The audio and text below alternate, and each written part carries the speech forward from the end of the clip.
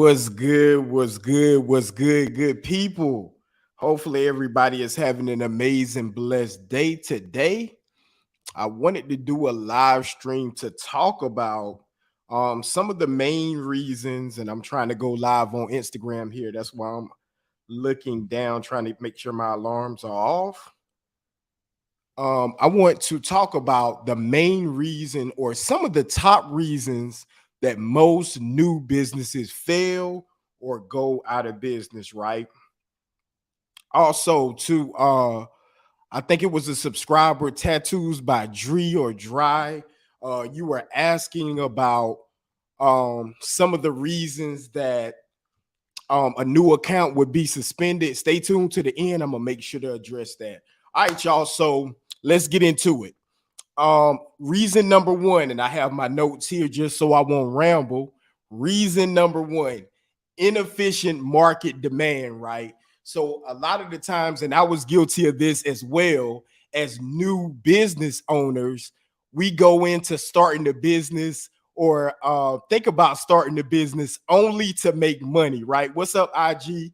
I'm live on YouTube. So if you see me looking off, I'm live in more than one place. Hopefully, you guys are doing amazing. So we go into business with the intent of only to make money and not to add value. Okay. Value should be first and foremost, and there must be a demand for that value. If not, it's going to fail. Anytime you start a business and the primary goal is just to make money, 9 times out of 10, it's not going to work out like you think it is, right? And I was guilty of doing this at the beginning.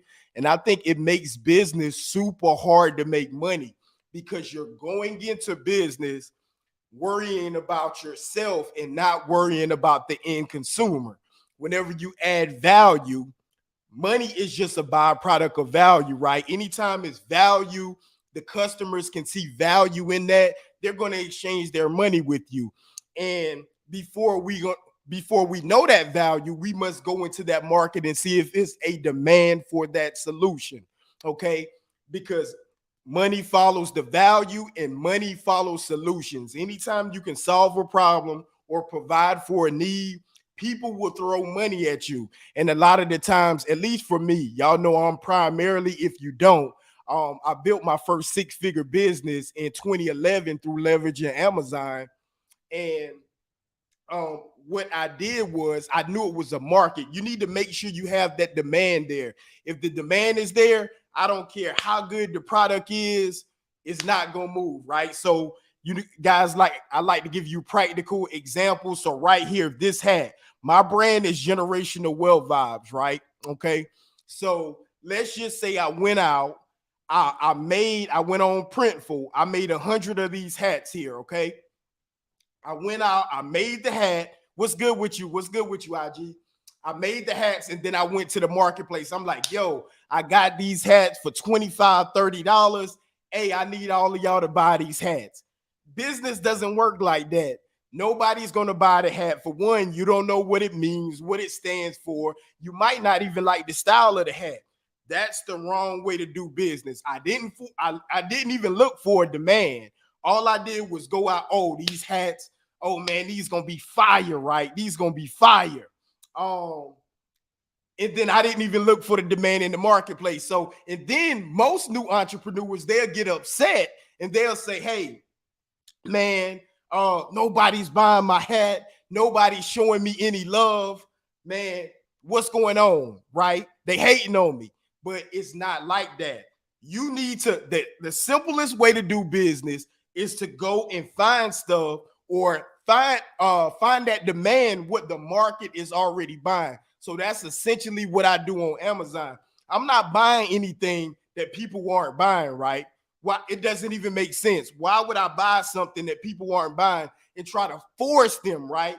I want to force them into buying that. That's the wrong way to do business, and you're gonna have a lot of headaches, right? So number one, make sure it's a demand there. Make sure people already want this thing before you go out and create that, because if not, you're going to be wasting your time, okay?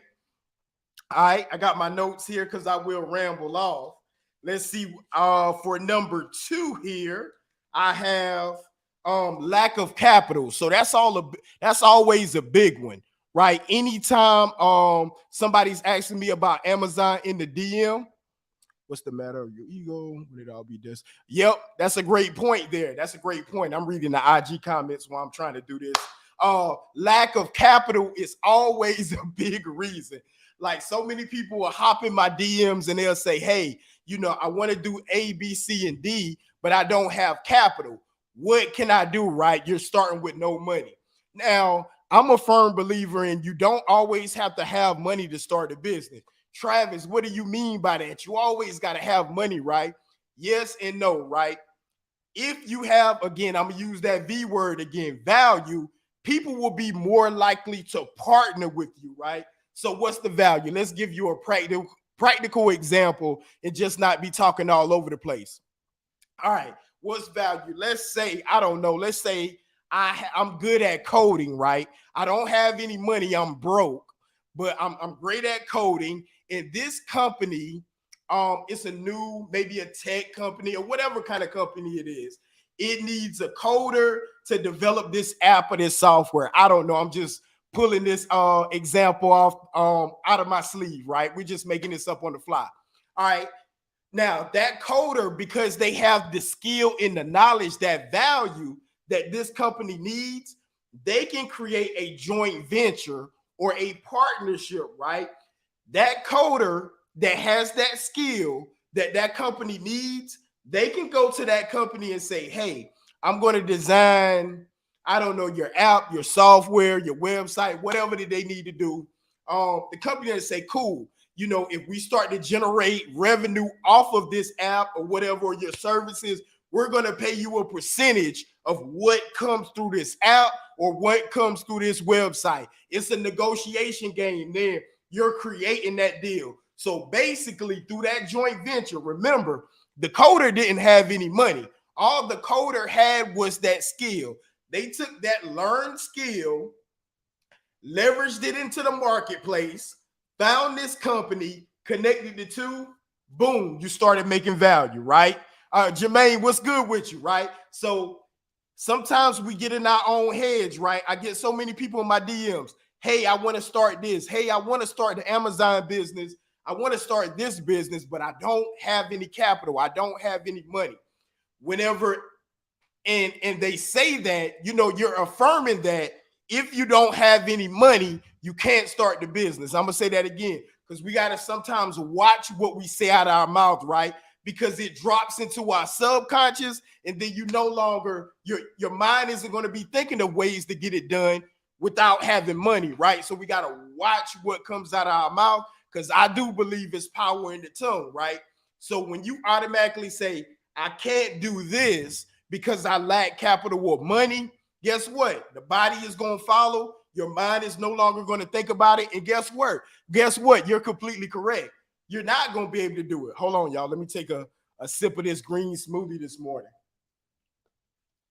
So always say, instead of thinking like, I don't have the capital, I can't do it, say, I don't have the capital, how can I do it, right? Say, how can I do it, instead of I can't do it, right? Because there's power in the word, in your words. So if you don't have the capital, go to YouTube University.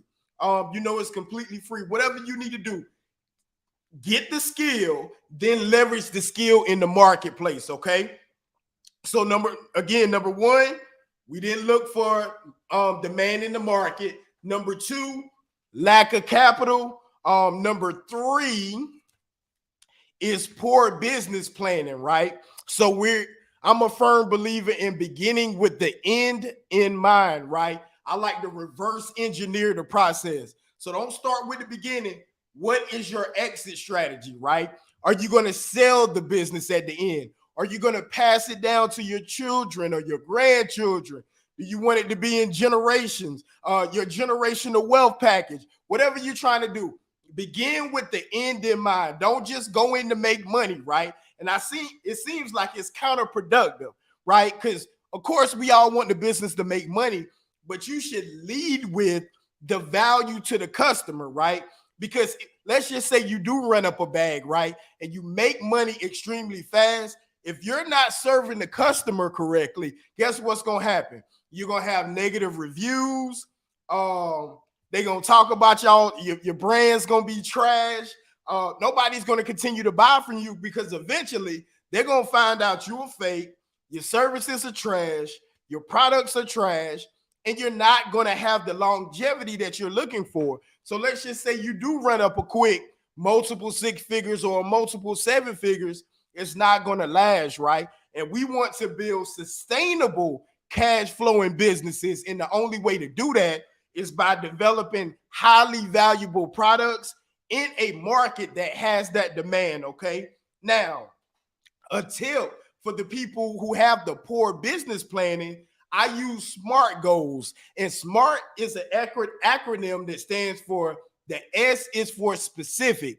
Whenever you're planning your goals to start your new business, make sure they are specific. You don't want them to be broad. Write down exactly what you're trying to do. If you're old school like me, you like to use notebook and notepad, and notebook paper. Do it that way in a pencil, or you can just put them in the notes in your phone. The second letter, M, stands for, is it measurable, right? Is it in a way that you can quantify it? Can you measure the steps that you're taking along the way? All right. The A stands for, is it attainable? Is it achievable? Because we don't want to say something like, hey, I'm going to build $1 billion company overnight. That's not really attainable or achievable. We want to make sure it's something we can accomplish in the scope of time that we have, okay? The R in SMART goals is for, is it relevant, right? Is this a goal that's going to help us get to that end that we reverse engineered from the beginning, right? Is it relevant? Is it going to help us get it closer to where we're trying to go? And then T, is it time bound? On all goals we set in my company, you have to put a time on it, right? Because we can always say, hey, I'm going to do this, or I'm going to create this course, or I'm going to start this product line. But when are you going to do it? You have to have the discipline to hold yourself accountable or get an accountability group, okay? So put a time on it. So if you're having trouble with poor business planning, I use SMART goals. Again, that acronym. S is for being specific. M is for make sure it's measurable.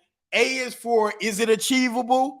R is for, is it relevant or relevancy? Can't talk this morning. And T is if it's time bound, okay? All right, so that's the third point. The fourth point I have here is ineffective marketing, okay? Ineffective marketing. And I'm going to tell y'all straight up, right? I'm not great at marketing, so that's why I leverage Amazon, right? I had to leverage a company who already solved that problem. People are already running to Amazon with their credit cards, their debit cards out. So because I wasn't great at marketing, I said, hey, who is or what is a company, or who's a company that solved this problem, this marketing product problem already? Because I don't care how good your product is, if nobody knows you or your services, guess what? They're not going to buy from you, right? And I think Uncle G says all the time, if they don't know you, they can't flow you. So if you're not great with marketing, how can you leverage other companies, other digital marketers, other services, so that you can get your product out towards the world, right? Boom, Amazon already solved that. They're already responsible for 60-70% of all e-commerce sales that come across the internet. So I say, hey, I'm going to get some undervalued products, list them on Amazon, build a bunch of mini assets, right, to collect and therefore replace my 9-to-5 income. Now, if you're happy with your 9-to-5, you know, I've been a full-time entrepreneur since 2015. You might not be looking to replace your 9-to-5, right? You might just want to supplement your 9-to-5 so that you can build up another passive or semi-passive income stream, right? But we have to be effective with marketing. Also, I see another mistake that people always ask. They, instead of leveraging Amazon, and this is not a shot at them, they want to start off with Shopify, which is cool. But remember, whenever you have a Wix site or a Shopify site, that it's not enough just to have the site. You have to drive traffic to the site. Okay. So how I look at it, Wix, Shopify, WooCommerce, I don't even know some of the other ones out there, but these platforms where they say, hey, you're going to control everything. It's more like a road, right? So a road is an avenue where people can get to you, which you do need. But marketing is when you educate on why they should choose your product, right? Or choose your solution. And you have to send traffic, right? You market to send traffic down that road you create. So having a road, having a Shopify, whatever the site, it's not enough, right? It's a combination on how you get sales, okay? So again, that's why I leveraged somebody that had the road and the traffic, and they were allowing me to set up shop on that road because the people were already coming in, okay? Drop a 1 in the chat if that makes sense. I don't want to be talking just around, but I want to make sure y'all getting some value from this live. So that's number 4. Number 5 was inexperienced management, right? So with me being a new business owner, I needed a business in the box because I was the first entrepreneur in my family, right? Nobody in my family had any business experience, and that's not a knock on them. Appreciate you, Mr. Douglas. Nobody had any experience at all, right? So I didn't know what I didn't know. So I needed a business that was already successful, that was already doing big numbers, and say, hey, Jeff Bezos solved this big problem. How can I connect to that problem and build a successful business on the back end, right? So I'm able to leverage their system. They already got a payment processor. I don't need a website. I don't need to run ads. I didn't have to learn about running ads. Appreciate the love look like came from Facebook. I didn't need to learn a lot of stuff. All I needed to learn, Yashik, my guy. You know, I had to shout you out real quick. Facebook showing me a little bit of love. All I needed to do is find the inventory, right? All I had to do was get good at finding inventory. Once I did that, everything else was going to take care of itself, okay? So it allowed me to shortcut my success to making my first 6 figures back in 2011 while not knowing everything. Why? Because it's a business in the box. Now, again, this is not a shot. Again, I'm going to say this for clarity. It's not a shot to anybody that say, well, hey, I don't want to sell on Amazon, this, that, and the other. But it's extremely wise if you're not liked, known, or trusted in the marketplace, because before people buy from you, they must like you, they must know you, they must trust you, right?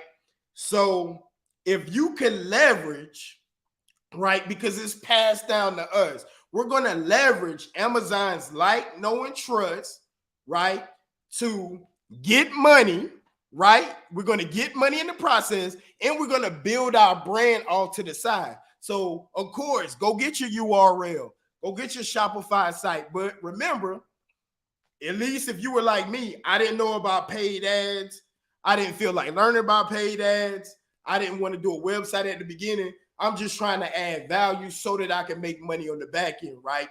Amazon allowed me to do that. And then you can leverage those customers and build a brand off of Amazon's traffic. It'll be so much easier than just to try to go build your house somewhere out in the middle of the, as we say in the South, in the middle of the country somewhere, rather than staying where the traffic is and then trying to pull that traffic off to where your house is in the country.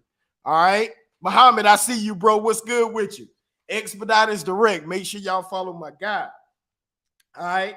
The next thing I have here is poor customer service. So customer service is key to any business, right? And you know, in our culture, a lot of the times it's frowned upon. They'll go to a small business and they'll say, hey, I try to support small. Drop a 1 in the chat if y'all heard this before, right? They try They'll go to a small business in our culture and they'll say, well, hey, I tried out such and such business and the service was terrible, so I'm gonna go to this other place now. If you ever experienced that or you heard somebody say that, drop a one in the chat. I'm not going to support small businesses anymore because they overcharge and the customer service was awful. I know I should see ones because I hear this each and every day, right? And I do think I know that customer service. What's up, Mr. Fox? My guy. Hey, y'all make sure y'all check him out. I don't know if he on social media yet, but Mr. Fox, they had $2,000 days on Amazon. He getting busy. He getting busy for sure. Appreciate you. Y'all are here like small business customer service trash, right? I know I didn't heard it. Again, now, if you're new to business, it's understandable that you're not going to know everything about customer service. When new problems come up, guess what? You probably going to make a mistake. But when you leverage the power of Amazon FBA, guess what? You're leveraging the network of $1 billion company. They already got the customer. Whenever you ship it in, let me make sure y'all understand this. Let's say I had this candle my wife has right here, right? This candle. If I had this as a product, I don't need to know how to do any of the customer service. Amazon says, hey, Mr. Cooper, if you ship this product into me, make sure it's packaged well. You can put them all in one box. Make sure it's under 50 pounds. I like to stay below 47 pounds. Whenever a customer orders, we're going to put this on the website for you on the product page. We're going to handle the payment process for you. We're going to keep it at our warehouse. We're going to pick it whenever the customer orders. We're going to ship it directly to the customer. We're going to handle any customer service that customer may have. If the customer wants to return it, we'll take care of that. And we'll handle the refunds for you, right? You're basically leveraging as a new, think about the leverage here, guys. And JT says it all the time. Drop a one in the chat. If y'all, Tay, what's good with you, bro? What's good with you, man? Drop a one in the chat if y'all know, y'all follow JT Hustles or JT Automations on YouTube. Make sure y'all follow him.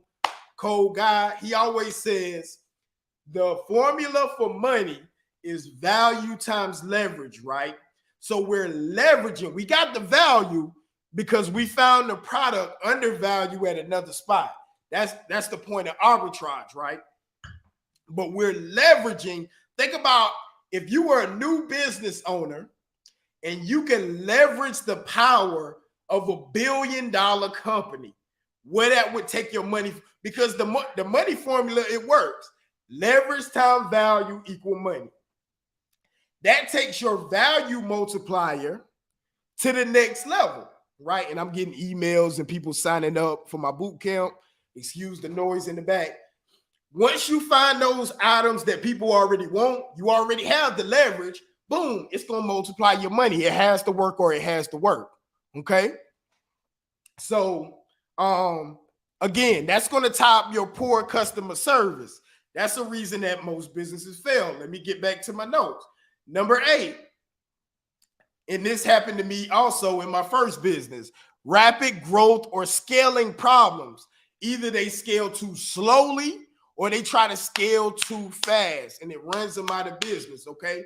Now, the great thing, again, why I'm an advocate, to at least put your foot in the water and try FBA, Amazon FBA out, is because you can't scale any faster than you send the inventory in. So let's say, for example, I had a product, and I'm not sure if you guys caught, it was either the last live I did a couple weeks back or the live before that. I had a product, one product that was generating over $50,000 per month in sales. Yes, sir. Yes, sir. Appreciate you, Yashi, tuning in, man. So I had one product that was in 2020 generating $50,000 in sales. Now, the scaling in the growth product problem that most new businesses have, you don't have that with Amazon FBA because they can only sell what they have at the inventory. Now, do you need to track your numbers? and you need to have great inventory management, absolutely. But some of the times, and we can just talk about drop shipping, for example, that same product that was doing over 50,000, one product doing over $50,000 a month in sales. If I sold them and I didn't have the inventory, guess what? I would have to refund those customers, right?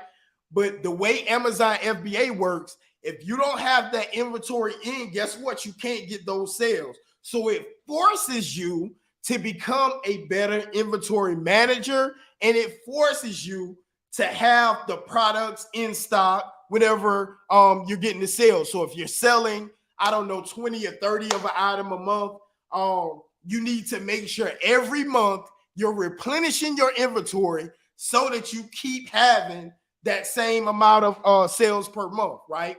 Now, again, on drop shipping example, if I went and I sold, I don't know, 50 or 30 per day or per month, and I didn't have that inventory in stock, guess what? The sales look good, but you're going to have to refund them, folks. Yeah. You're going to have to refund them, or they're going to do chargebacks with their bank. So they're going to get their money back either way. So that's another mistake, because you're new to business, and sometimes you could just get starstruck with the numbers coming in. Oh my God, I got $50,000 in sales. Like, oh man, I'm gonna keep these orders coming in. We're gonna figure out how to fulfill them on the back end. But it causes problem, and this correlates with customer service in the growth and scaling phase of your business. Number 9, the inability to adapt, right? So if you're starting out, again, these are for new entrepreneurs and new business owners. If you're not staying ahead of the time, or you're not doing the latest, and I lost my train of thought. I got a text message. If you're not doing the latest FBA ads, are you using the right strategies? Do you have the right power offer? Right? Those are some things that you probably don't think about when it comes to making money online.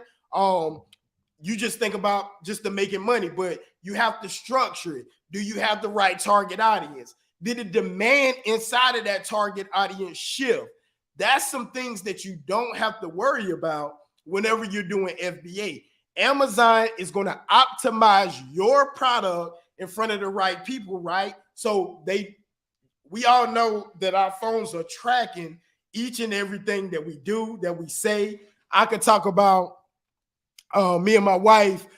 Next month, we'll be taking a week-long trip to Jamaica. So my phone here, if I'm on Instagram, they hear me say the word Jamaica, I guarantee you when I'm scrolling social media, Instagram or Facebook or YouTube, it's going to be some events for Jamaica that's going to pop up just through what I said, or if I typed it in while I was getting the flights, it's going to pop up because it's tracking. We have cookies that leave certain footprints to allow advertisers or these platforms to take advantage of that. Now, whenever you're building a site for yourself, you need to be on top of those trends. Where's your market trending? In Amazon, what I'm saying is Amazon will handle that for you, right? That's some things that you don't think about. Adapting. And I'm not going to keep y'all all day. Number 10, this is a big one. And I think for most, if you guys are a solopreneur, right? And most new businesses are, because you can't afford to hire at the beginning. Number 10 is burnout, right? Why do most new businesses fail? It's because of burnout. They work hard, they hit their first 6 figures. This happened to me. And then I'm like, golly, I don't even know if the money worth it anymore. You're working night and day and you're giving up. Instead of thinking you were going to be free in creating a business, guess what? All you did was create another job that you own. I'm going to say that again, right? Because somebody might have missed that. Instead of creating a business to free you, right? Y'all with me? Y'all with me? Drop a 1 in the chat if you understand or you tracking what I'm saying. Instead of starting a business to free you from that 9 to 5, all you did was create a job that you own that cannot run without you. God forbid something happen, you get sick, your car break down, something, I don't know, you have to be this place and you can't do it. Guess what? You're not going to make any money that day.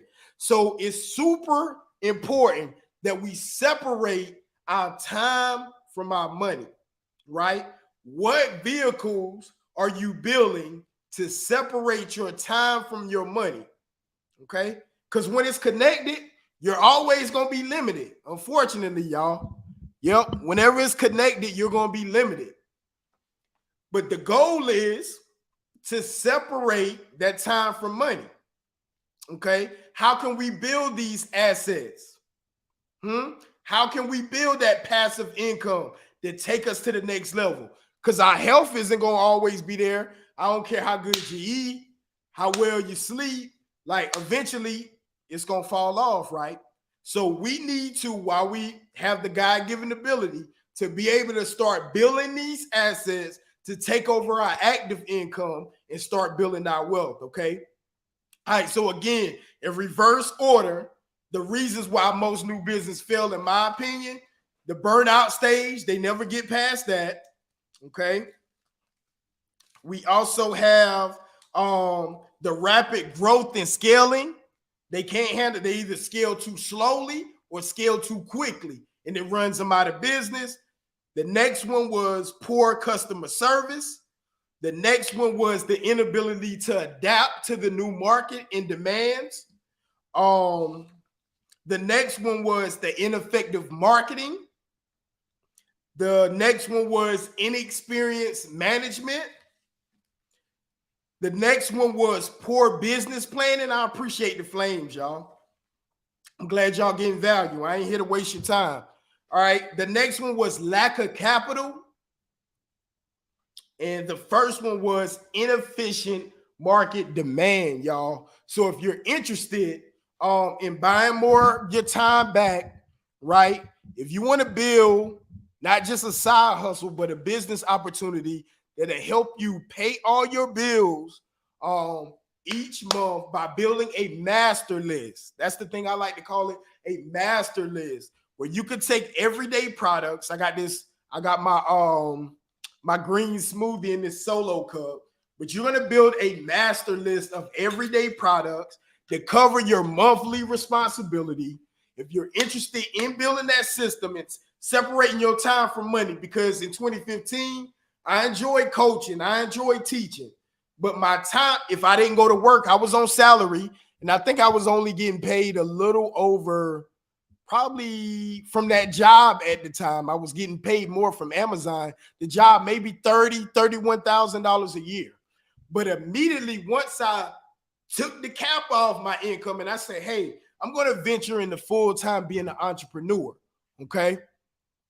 I'm going to be an entrepreneur, and my goal is I started with the end in mind. I need to build up assets to separate my time from money, right? Because if you believe time is your most valuable asset, we don't want to connect it to the amount of time we work, right? My daughters, I got 2 daughters that's 6 and 10.